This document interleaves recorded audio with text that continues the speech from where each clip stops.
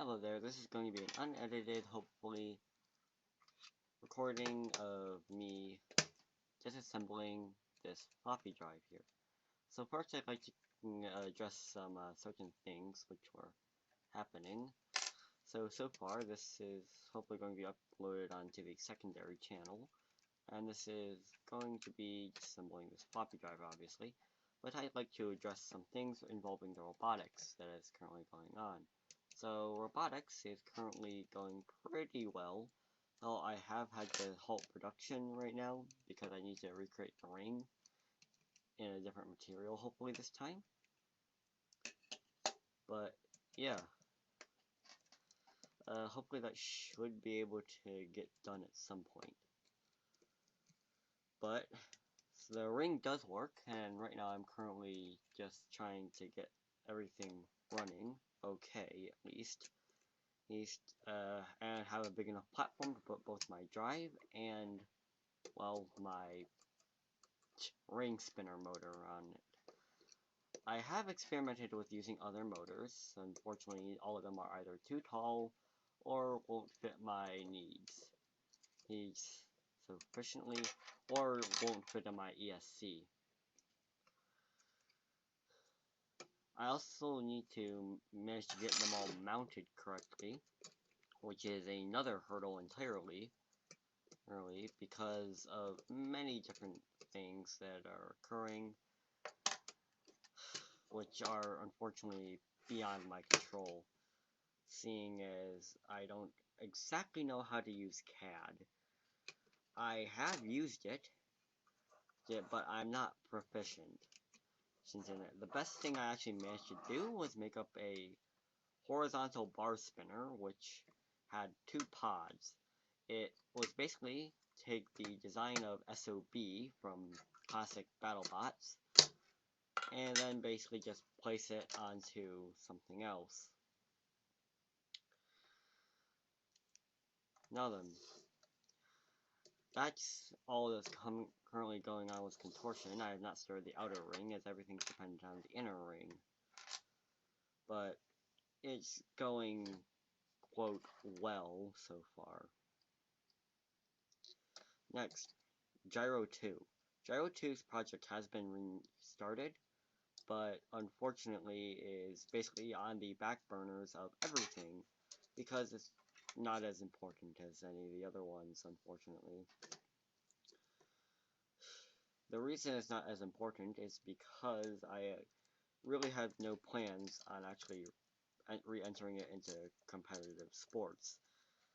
That is because of all the damage that has been done to its motor by low blow, which was not all that good for its health.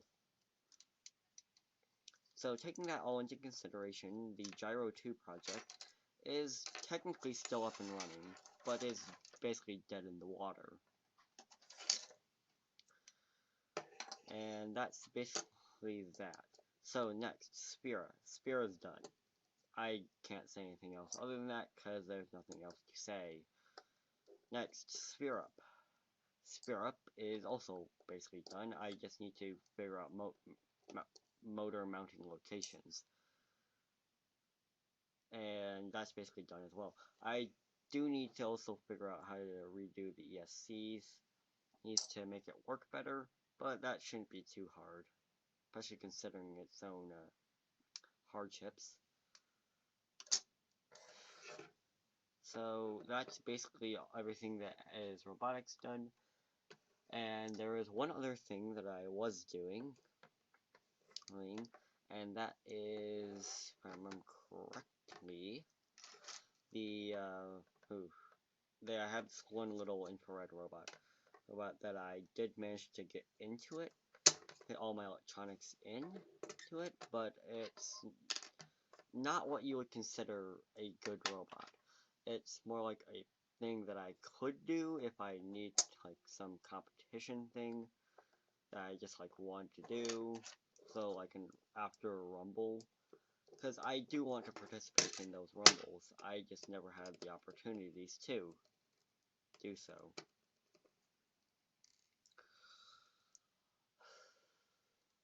The reason I'm never able to participate in these is because my robot got destroyed.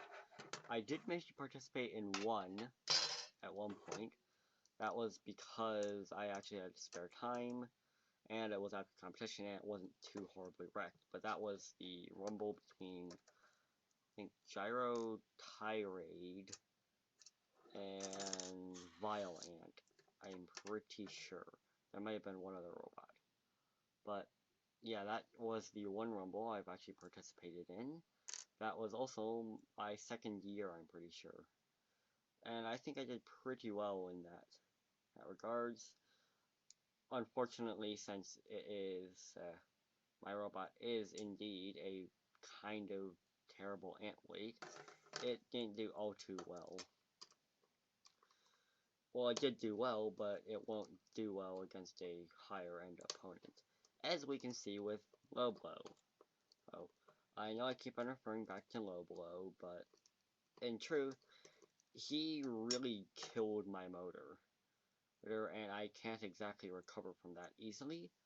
I was able to resolder it, thanks to my dad creating a lead on it, but it's very, very hard to be able to get it back up and running correctly, and all of that.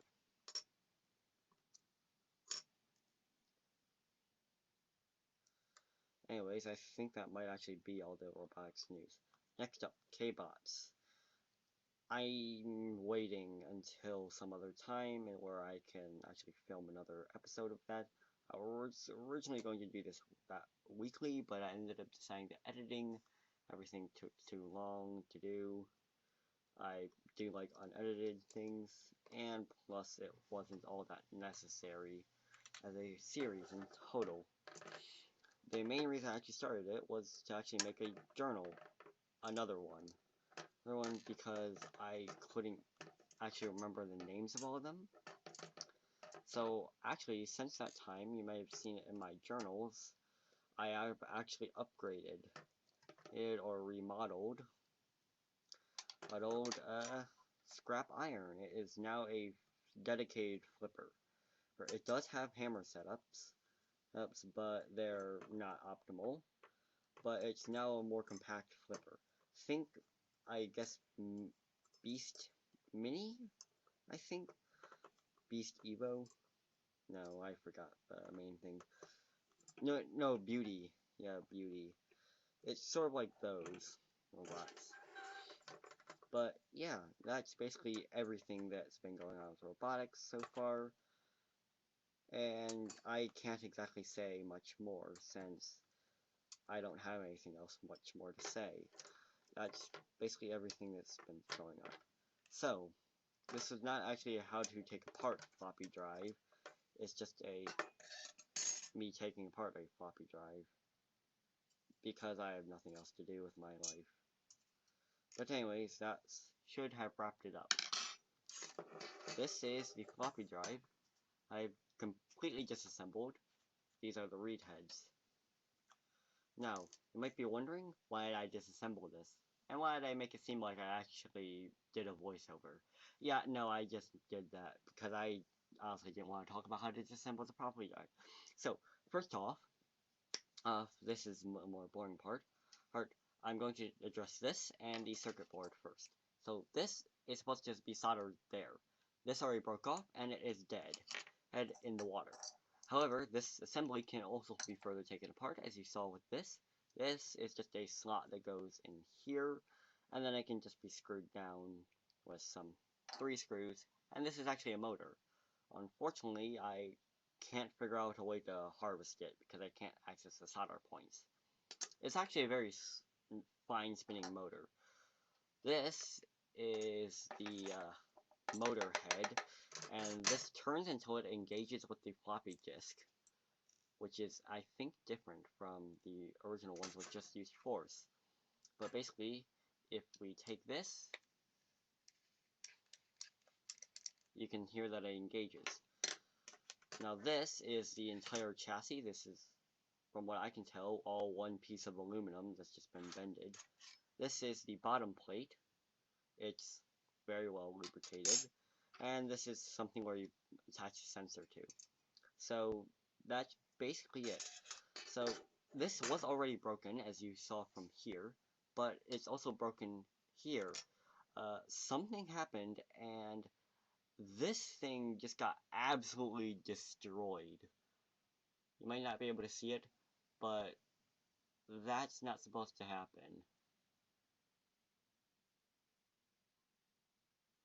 Yeah, no, you definitely can't see it.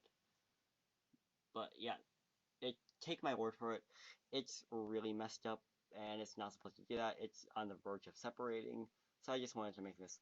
This is a drive that was made by NEC. In fact, it is the FD123I1T from 2000 from NEC Corporation, made in the Philippines. The Philippines, because everything comes from the Philippines, Malaysia, China, Vietnam, or Thailand. You occasionally see some Mexican things. Now, the hardest thing I will say about doing all this is reinstalling these plates, because these are shifting back and forth constantly, and that never changes. So, that is somewhat unfortunate for some people, but for me, it wasn't anything special enough to warrant it. So, just re-slotting it back in here should be able to fix it. These does come out of line quite often, but I don't really mind it. This is already a dead drive, and I can't repair it due to that one cable being broken, because I kind of need that cable to be good for it to work. I am trying to restore two other ones, one of which is currently in my Phenom, and the other one is currently down there, and it is made by Sony. And apparently it came with Dell stuff included. But yeah, I only have one working floppy drive, and it's currently in the Gateway computer. But yeah, anyways, have fun, and I'll work on reassembling this later. And I should hopefully have some more stuff coming out sooner or later. Bye.